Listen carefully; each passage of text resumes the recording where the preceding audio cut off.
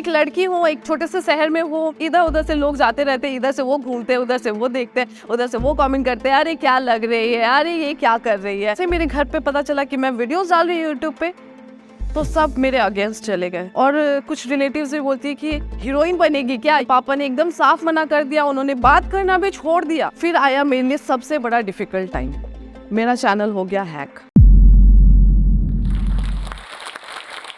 Hi guys, मैं Alice Swift और मेरा जन्म जो है वो गैंगटॉक सिक्किम में हुआ था। बट क्योंकि मेरे पापा का होम टाउन मुजफ्फरपुर है, तो स्टार्टिंग से मेरे पापा एंड मेरे 3 और भाई बहन हैं, तो वो लोग यहीं पे रहते थे। बट बिकॉज उस टाइम में यहाँ पे पढ़ाई का उतना कुछ खास था नहीं, तो और मेरे मम्मी के घर वाले जो थे वो गैंगटॉक में रहते थे। तो मेरे पापा को सजेस्ट किया उन्होंने कि बच्चों की पढ़ाई अच्छी हो, इसीलिए आपको गैंगटॉक शिफ्ट होना चाहिए। तो पापा ने हमें सबको लेके, मतलब मेरा जन्म तो वहीं पे हुआ, बाकी सारे हम पूरे फैमिली वहाँ पे शिफ्ट हो गए। सिर्फ मेरे ग्रैंड पेरेंट्स यहाँ पे रहते थे। तो मेरे सारे स्कूलिंग जो है वो गैंगटॉक के सिक्किम से ही हुआ। एंड वहाँ का कल्चर यहाँ का कल्चर बहुत डिफरेंट था। गैंगटॉक का लोकल लैंग्वेज जो है वो नेपाली है, तो इसीलिए मैंने बचपन से ही नेपाली में ही बात करना सीखा। घर हो या स्कूल हो, फ्रेंड्स, फैमिली, सबके साथ मैं नेपाली में बात करती थी। और मेरी हिंदी बहुत ही ज़्यादा वीक थी। बट क्योंकि मेरे पापा थोड़े से बीमार पड़ गए एंड मेरे ग्रैंड पेरेंट्स की भी एज हो चुकी थी, तो उन्होंने भी बोला कि आप लोग मुजफ्फरपुर आ जाइए। तो हमें यहाँ पे 2011 में शिफ्ट होना पड़ा। एंड उसके बाद जो था, लाइफ बहुत ज़्यादा चेंज हो गया मेरा। मैं जब तक वहाँ पे थी मेरी लाइफ बहुत सही चल रही थी। मैं अपनी लाइफ, बिकॉज वहाँ का कल्चर इतना था, बहुत ज़्यादा फ्रीडम मिली हुई थी वहाँ पे, मैंने बहुत कुछ सीखी थी। तो जैसे ही मैं यहाँ मुजफ्फरपुर में आई, मेरी लाइफ पूरी तरह से चेंज हो गई। एक कोएड स्कूल से पढ़ने के बाद यहाँ पे एक गर्ल्स कॉलेज में एडमिशन हुआ, जो कि एमडीडीएम था। एंड काफ़ी ज़्यादा चेंजेस आ गए मेरे लाइफ में, बिकॉज वहाँ पे मैं स्टार्टिंग से नेपाली में बोलती थी और यहाँ पे सब कुछ हिंदी में होता था।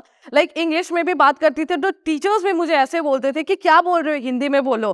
तो मेरे लिए बहुत डिफिकल्ट हो गया था कम्युनिकेट करना टीचर्स से भी, या फिर यहाँ पे मेरे फ्रेंड्स के साथ भी, लाइक जो मेरे कॉलेज में थे।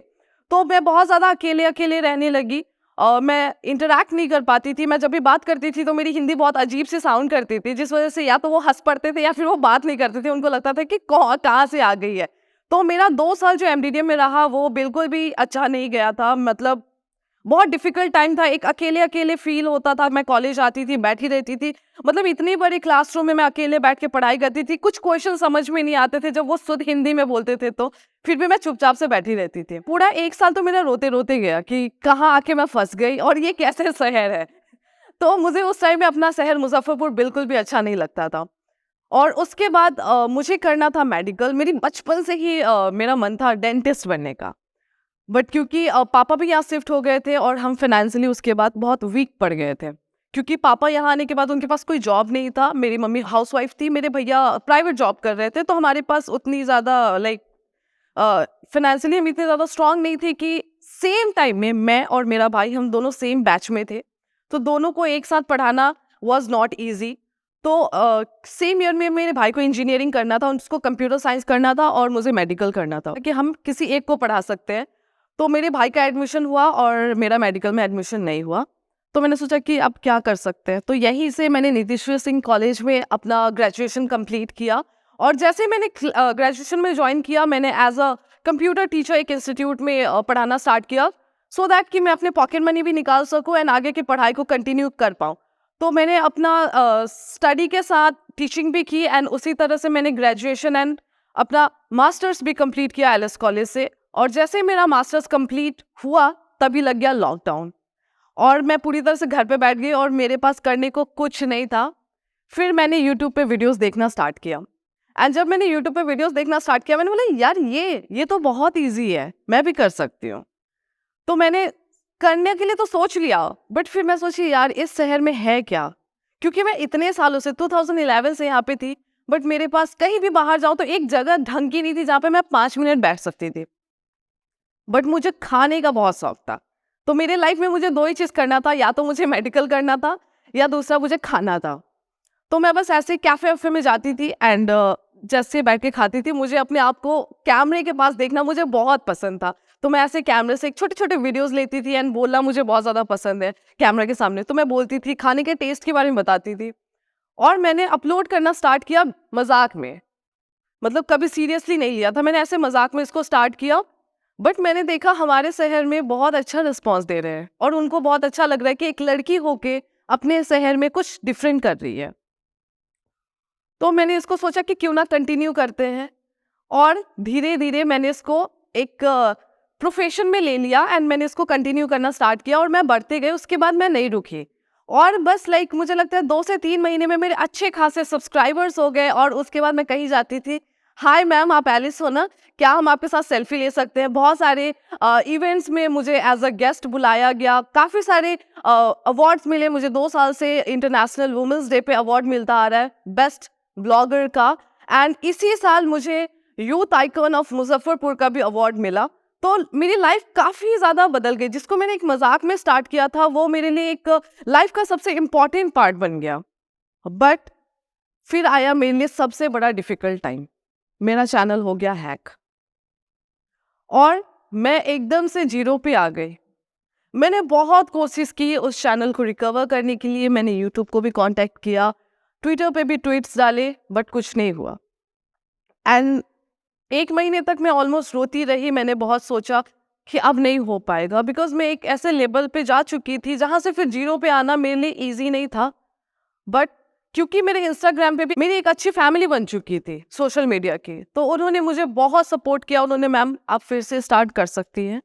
एंड मैंने फिर से स्टार्ट किया, और जब मैंने फिर से स्टार्ट किया तो फिर मैंने देखा कि यहाँ लोगों का जो प्यार पहले था वही प्यार मुझे फिर से मिलने लगा। एंड यस, कुछ टाइम मेरे लिए डिफिकल्ट रहा जब मैं जाती थी और मुझसे कोई पूछते थे, जब नए लोग मिलते थे आपके सब्सक्राइबर्स कितने हैं, तो मुझे बोलने में बहुत अजीब सा लगता था कि 200-300 है। वो बोलते अच्छा 200-300 ही है, बट उनको मेरा पास नहीं पता था कि मैं एक लेवल पे, मैंने एक टाइम लेके जो उस को अचीव किया था वो पूरा डाउनफॉल में आ चुकी थी।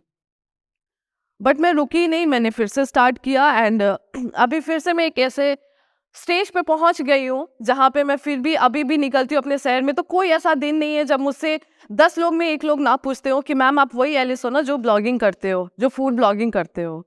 एंड कोई भी दिन ऐसा नहीं जाता कि मैं बाहर निकलूं और कोई एक इंसान मेरे से साथ सेल्फी ना ले, और वो मेरे लिए सबसे बड़ा प्राउड मोमेंट होता है। एंड यस, इस साल में इस यूट्यूब की जर्नी में मैंने बहुत कुछ सीखा है। बट मैंने यही समझा इतनी इस लाइफ में कि कुछ भी डिफिकल्ट नहीं है एंड कुछ भी इम्पॉसिबल नहीं है। मुझे हिंदी नहीं आती थी, मैंने हिंदी सीखा और मैं आज बहुत अच्छा हिंदी बोलती हूँ। मैं लोगों से इंटरैक्ट करने में डरती थी, बट आज मुझे कहीं भी पब्लिक बीच में छोड़ दो, बीच मार्केट में, मेरे से ज़्यादा बोल्ड कोई नहीं बोल पाता है। और यस, एक ऐसा टाइम आया जब मैं पूरी तरह से जीरो पे आ गई, बट फिर से मैंने स्टार्ट किया एंड मैं फिर से उसी जगह पे हूँ जहाँ पे मैं पहले पहुँच गई थी। इनफैक्ट मैं उससे ज़्यादा बेटर कर रही हूँ। एंड एक छोटे से शहर में होके जहाँ पे इन सब चीज़ों की कोई वैल्यू नहीं दी जाती, अभी भी मैं बहुत सारे लोगों को एक्सप्लेन करते करते थक जाती हूँ कि yes I am a social media influencer and a blogger. तो वो बोलते हैं ये क्या है, जॉब क्या करते हो, कितनी सैलरी है, तो उनको मैं नहीं समझा सकती हूँ। बट यस, जो भी मैं कर रही हूँ मुझे लगता है कि मैं बहुत अच्छा कर रही हूँ एंड काफ़ी अच्छा, अपने इस छोटे शहर से भी अच्छा सपोर्ट मिल रहा है मुझे। तो जो भी इस वीडियो को देख रहे हैं, मेरा एक छोटा सा सजेशन है, आप किसी भी फील्ड में हो, आपका जो मन है आप उसको करो, अगर आपको लगता है वो आप सही कर रहे हो। और कभी भी आप गिर जाते हो ना, तो कभी वहाँ पे रुको नहीं, क्योंकि वही एक टाइम जहाँ पे आपका टेस्ट होता है और उससे आप बहुत कुछ सीखते हो। और and I promise and I know कि आप जब सेकेंड टाइम फिर से उसको स्टार्ट करोगे ना, तो आप उससे ज़्यादा बेटर कर पाओगे। जैसे मेरा चैनल थोड़ा सा ग्रो किया तो बहुत सारे कैफ़े एंड रेस्टोरेंट वाले खुद मुझे इनवाइट करते थे। इनफैक्ट वो मुझे पे भी करने लगे कि आइए आप हमारे फूड को टेस्ट कीजिए और अगर आपको अच्छा लगता है तो आपको उसके ऑनेस्ट रिव्यू दीजिए। तो उसी तरह से मुझे एक कैफ़े वाले ने बुलाया, मैं उसका नाम नहीं लूँगी, हमारे शहर मुजफ्फरपुर में ही, और वो कोविड का टाइम चल रहा था। ऑलमोस्ट 2 साल हमारे शहर या पूरे इंडिया में ही कोविड का टाइम था, और उस टाइम में लोग बहुत ज़्यादा एक दूसरे को शक के नज़र से देखते थे। तो मेरे साथ भी कुछ ऐसा ही हुआ। पहले उन्होंने खुद इनवाइट किया, मैंने उनसे कोई कांटेक्ट नहीं किया, तो उन्होंने खुद मुझे कांटेक्ट किया। उन्होंने बोला कि मैम आप हमारे पास आइए, and I was ready. But मेरे बीच में तबीयत खराब हो गई थी, वो एक वायरल था, बस थोड़ा सा कफ एंड कोल्ड हो गया था। बट सिम्टम्स सारे ऐसे लग रहे थे कि जैसे कि मुझे कोविड हो गया है। तो जैसे मैंने उनको कॉल किया कि yes now I am fine और क्या मैं आ सकती हूँ, तो उनका रिप्लाई था कि क्या मैम आपने कोविड का टेस्ट करवाया है। और आपके पास वो कोविड नेगेटिव का रिपोर्ट है? तो आई सेड नहीं, बिकॉज मुझे बस कफ एंड कोल्ड हुआ था जो कि 2 दिन में ठीक हो गया। तो उन्होंने बोला कि मजाक में ही बोला हो ये कैसे भी, बट यस उस टाइम में मुझे बहुत बुरा फील हुआ था कि एक नॉर्मल सा कफ एंड कोल्ड था, बट उसमें भी वो मेरे से रिपोर्ट मांग रहे थे जो कि मुझे हुआ ही नहीं था। और फिर उन्होंने इस चीज़ को कैंसिल कर दिया। तो वो थोड़ा-सा बीच-बीच में मेरे साथ ऐसा डिफ़िकल्ट टाइम्स भी आए हैं, ऐसा नहीं कि मेरा लाइफ़ बहुत स्मूथ चल रही थी। काफ़ी ऐसे टाइम आए जब मैं बाहर वीडियोज़ बनाती थी, तो एक लड़की हूँ, एक छोटे से शहर में हूँ, मैं स्ट्रीट फूड्स भी कवर करती हूँ, तो इधर-उधर से लोग जाते रहते हैं, इधर से वो घूमते हैं, उधर से वो देखते हैं, उधर से वो कमेंट करते हैं, "अरे! क्या लग रही है? अरे! ये क्या कर रही है?" तो एक लड़की होना एंड एक छोटे शहर में एक कैमरा उठा के ब्लॉगिंग करना was not easy for me, and still अभी भी लोगों की वही नज़रिए है, वही सोच है, बट मैं उन सब से आगे बढ़ चुकी हूँ एंड मैं उन सब चीज़ों पे अब ध्यान नहीं देती हूँ। मैंने शौक-शौक में ऐसे ही वीडियोज़ तो बनाना स्टार्ट कर दिया, बट जैसे ही मेरे घर पे पता चला कि मैं वीडियोज़ डाल रही हूँ यूट्यूब पे, तो सब मेरे अगेंस्ट चले गए। पापा बोल रहे थे, "ये क्या कर रही है?" दी का भी कुछ खास सपोर्ट नहीं रहा, लाइक किसी को उतना खास पसंद नहीं आ रहा था, बट पापा वाज़ लाइक कि नहीं करना है। मम्मी को उन्होंने साफ बोला कि इसको बोलो वीडियोज़ नहीं डालना है। और कुछ रिलेटिव्स भी बोलती है कि ये क्या कर रही है, पढ़ाई लिखाई छोड़ के मतलब वीडियोस बना रही है, हीरोइन बनेगी क्या, ये वाले वर्ड्स भी सुनने को मिले मुझे। बट मैंने सोचा कि भाड़ में जाए दुनिया। मैं जो कर रही हूँ मैं सही कर रही हूँ, मैं रुकी नहीं, मैं लड़ती गई। मैंने सबको मतलब मेरे घर पे जो भी बोलते थे, हाँ आपको नहीं पसंद है मत पसंद हो, जाओ छोड़ो, मैं करूंगी तो करूंगी। तो मुझे सब मना करते गए, मैंने पापा ने एकदम साफ मना कर दिया, उन्होंने बात करना भी छोड़ दिया। जब मैं वीडियोज़ बनाती थी उनको पसंद नहीं आता था, उन्होंने मेरे वीडियोज़ भी नहीं देखते थे, उन्होंने मेरे चैनल को भी सब्सक्राइब नहीं किया था। पर बोलते हैं ना कि अगर आप कुछ अच्छा करते हो तो एक टाइम ऐसा आता है जब सब आपके सपोर्ट में आ जाते हैं। तो फिर अचानक से एक दिन मैं सुबह उठी और मैंने अपना एक न्यूज़पेपर में फ़ोटो देखा एंड उसपे मेरे बारे में बहुत सारी अच्छी-अच्छी चीज़ें लिखी गई थी। उसमें मुज़फ्फरपुर के 5 क्रिएटर्स का नाम था, जिसमें 4 के 4 लड़के और सिर्फ़ 1 लड़की, और वो थी मैं। और उसमें मेरी एक बहुत प्यारी सी फ़ोटो और मेरी पूरी स्टोरी बताई गई थी कि मैंने कैसे स्ट्रगल किया एंड कैसे मैंने सक्सेस किया है अपनी लाइफ़ में। और वो न्यूज़पेपर मैंने जाके, बिकॉज़ मेरे पापा से बात नहीं होती थी, तो मैंने इनडायरेक्टली मम्मी को दिखाया कि मम्मी देखो ना, मेरा न्यूज़पेपर में नाम आया है और मेरी स्टोरी लिखी गई है। और मम्मी वहाँ से लेके पापा के पास गई और पापा को दिखाया कि देखो ना, मुझे घर में बउआ बोलते हैं, तो बोला कि ये बउआ का देखो फ़ोटो आया है और बउआ के बारे में लिखा गया है। और पापा उस टाइम में उनको दिख रहा था, बट उन्होंने चश्मे लगा के और उनको बहुत अच्छे से पढ़ा। और बात तो नहीं की, उन्होंने कुछ नहीं बोला, बट उनके फेस पे जो वो एक प्राउड पेरेंट्स का जो दिखता है ना एक्सप्रेशन, वो मुझे क्लियरली दिख रहा था। एंड उसके बाद से वो न्यूज़पेपर उन्होंने रिटर्न ही नहीं किया, और वो न्यूज़पेपर आज तक भी उनके पास है। और अब जब भी कोई भी आता है हमारे घर में, कोई रिलेटिव्स या कोई नए इंसान से वो मिलते हैं, उनको न्यूज़पेपर दिखा के दिखाते हैं कि मेरी बेटी ऐसा कर रही है। तो एक टाइम था जब वो अगेंस्ट थे, उन्होंने मेरे चैनल को सब्सक्राइब नहीं किया था, और एक ऐसा टाइम है जो मेरे न्यूज़पेपर जो वो दिखा के सबको बोलते कि मेरी बेटी ऐसा कर रही है, और वो दिखा के या छुपके-छुपके अभी भी मेरे वीडियोस को देखते रहते हैं, और उन्होंने मेरे चैनल को सब्सक्राइब भी कर दिया। इस यूट्यूब की जर्नी में, ये जो मेरा 2 साल का जर्नी रहा, बहुत सारे अप्स एंड डाउन्स आए, बहुत कुछ देखा, बहुत कुछ सीखा।